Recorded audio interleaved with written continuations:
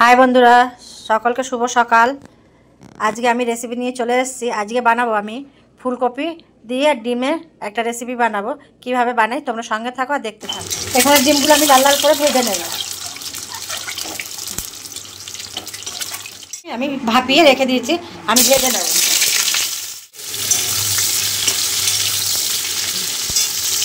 লবণ দিয়ে দেবো, হলুদ দিয়ে দিলাম, দিয়ে আমি ভালো করে ফুলকপি ভেজে নেব। এখানে ফুলকপি ভাজা হয়ে গেছে, আমি ফুলকপিগুলো তুলে ওই তেলের মধ্যে আমি আলু ভেজে নেব। আলুটাকে ভালো করে ভেজে নেব। আলুটাও ভাজা হয়ে গেছে, আলুটা তুলে নেব। ওই তেলের মধ্যে এখানে গোটা গরম মশলা আর গোটা জিরে, এলাচ, দালচিনি, লবঙ্গ আর গোটা জিরে দিয়ে দিলাম। দিয়ে দিলাম, পেঁয়াজটাকে ভাজা ভাজা করে নেব। পেঁয়াজ এখানে ভাজা হয়ে গেছে, আমি এখানে আদা রসুন বাটা দিয়ে দেবো।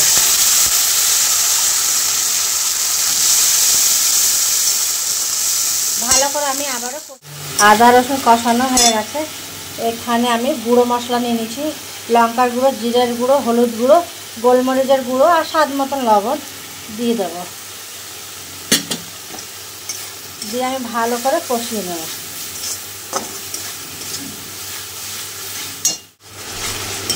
ভালো করে মশলাটাকে আমি কষিয়ে নেব। দেখো মশলার গা দিয়ে ভালো করে তেল ছেড়ে দিচ্ছে, দেখতে পাচ্ছ।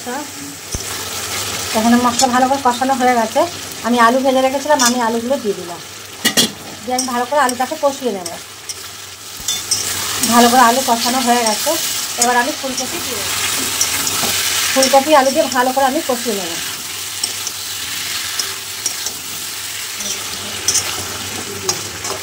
সুন্দর করে কষিয়ে নেব। দেখো বন্ধুরা কি সুন্দর কালার এসছে, দেখতে পাচ্ছ। এখানে ফুলকপি ভালো করে কষানো হয়ে গেছে, এবার আমি এর মধ্যে পরিমাণ মতন ঝোল দিয়ে দেব।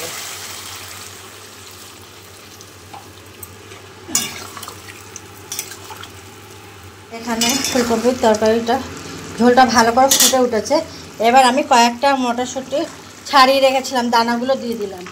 দিয়ে ভালো করে আমি নেড়ে ছেড়ে দিচ্ছি। এরপর আমি এখানে ডিম ভেজে রেখেছিলাম, ডিমগুলো সব দিয়ে দিলাম।